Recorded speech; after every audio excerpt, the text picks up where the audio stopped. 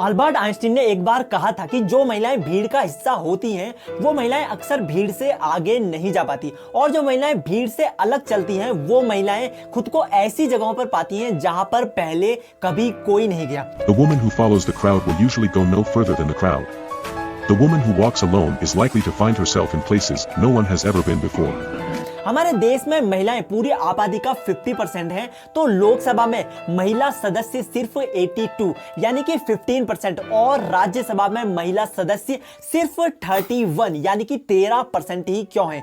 सबसे पहले तो पॉइंट ये समझना है कि सरकार को अब तक याद क्यों नहीं आई कि हमारे देश में महिलाएं भी हैं जिन्हें पॉलिटिक्स में भी इक्वल राइट्स मिलने चाहिए, या फिर महिला आरक्षण बिल के जरिए सरकार 2024 की अपनी राजनीति की रोटी सेकना चाहती है।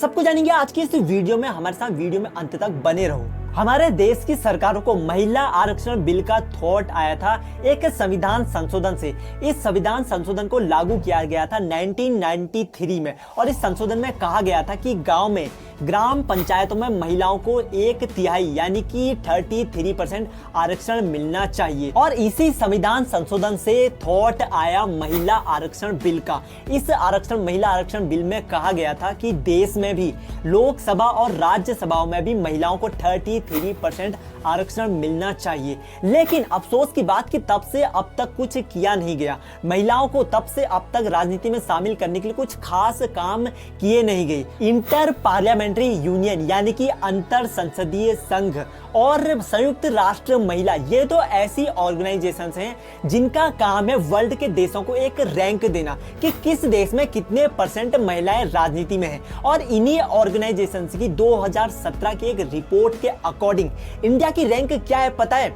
इंडिया की रैंक है 193 देशों में से 148। बड़े अफसोस की बात है ना। एसोसिएशन फॉर डेमोक्रेटिक रिफॉर्म्स की एक रिपोर्ट के अकॉर्डिंग बिहार और राजस्थान में राजनीति में महिलाओं की हिस्सेदारी सबसे ज्यादा 14% है। दुनिया भर में राजनीति में महिलाओं की हिस्सेदारी वाले टॉप 5 देश हैं यूरोप और America. Bulgaria, France, Canada, Sweden और निकारागुआ जैसे देशों में राजनीति में महिलाओं की हिस्सेदारी का आंकड़ा 50% से ज्यादा है। दुनिया भर के देशों ने यह माना है कि राजनीति में महिलाओं का होना काफी फायदेमंद है, खास करके उस समय में जब सेक्सुअल इक्विलिटी यानी कि लैंगिक समानता और महिलाओं के अधिकारों की बात हो। अब आपके माइंड में क्वेश्चन आ रहा होगा कि महिला आरक्षण बिल जब महिलाओं के लिए इतना ज्यादा इंपॉर्टेंट था तो इसे अभी तक लागू क्यों नहीं किया गया? इसका सीधा सा आंसर है कि भारत में कुछ लोग चाहते थे कि महिला आरक्षण बिल पास हो और कुछ लोग चाहते थे कि यह बिल पास नहीं हो।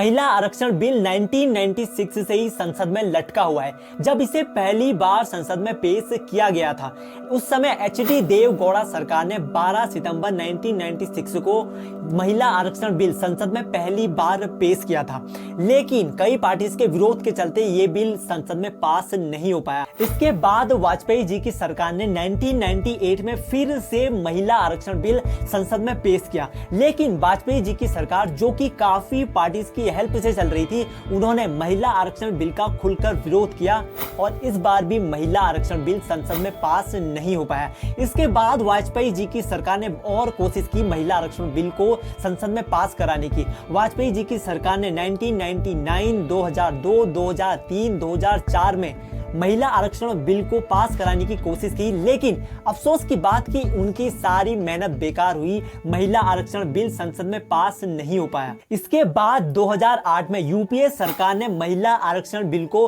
राज्यसभा में पेश किया। राज्यसभा में पेश करने के बाद महिला आरक्षण बिल 2 साल बाद यानी कि 9 मार्च 2010 को मेजॉरिटी वोटों से पास हो गया। इसके विरोध में कई पार्टी इसके विरोध में थी और कई पार्टी महिला आरक्षण बिल के सपोर्ट में थी। जो पार्टी महिला आरक्षण बिल के विरोध में थी उन्हीं की वजह से ये महिला आरक्षण बिल लोकसभा में यानी कि संसद में पेश नहीं हो पाया। जब 2014 में मोदी गवर्नमेंट आई थी तब उन्होंने कहा था कि महिला आरक्षण बिल हमारे लिए एक मेन मुद्दा है। लेकिन उस समय कुछ हुआ नहीं। उसके बाद मोदी गवर्नमेंट 2019 में दोबारा से आई और आज 2023 में महिला आरक्षण बिल को संसद में पेश किया। हालांकि 4 दिन की बहस के बाद महिला आरक्षण बिल 21 सितंबर 2023 को संसद में पेश यानी कि पास हो चुका है। इस बिल के अकॉर्डिंग लोकसभा और राज्यसभा में महिलाओं के लिए 33% आरक्षण लागू किया जाएगा। जैसा कि मैंने आपको वीडियो में पहले ही बता दिया है, इस बिल में 543 सीटों में से 181 सीटें यानी कि 181 सीटें महिलाओं के लिए रिजर्व रखी जाएंगी। अब देखना तो ये है कि महिला आरक्षण बिल महिलाओं के लिए कितना सही साबित होता है और इस बारे में आपकी क्या राय है मुझे कमेंट करके बता सकते हैं। दोस्तों यार आज की वीडियो में इतना ही। मिलते हैं किसी अगली वीडियो में और कमेंट करके मुझे जरूर बता देना कि महिला आरक्षण बिल क्या महिलाओं के लिए लाना जरूरी था या फिर ये महिला आरक्षण बिल महिलाओं के लिए एक बोझ की तरह काम करेगा। चैनल पर नए हो तो चैनल को सब्सक्राइब कर सकते हो क्योंकि यार ये आपके लिए तो फ्री है बट इससे हमारी कम्युनिटी को बिल्ड करने में काफी हेल्प होती है। मिलते हैं अगली वीडियो में, तब तक के लिए हंसते रहो, मुस्कुराते रहो, खुशियां बांटते रहो। Bye bye.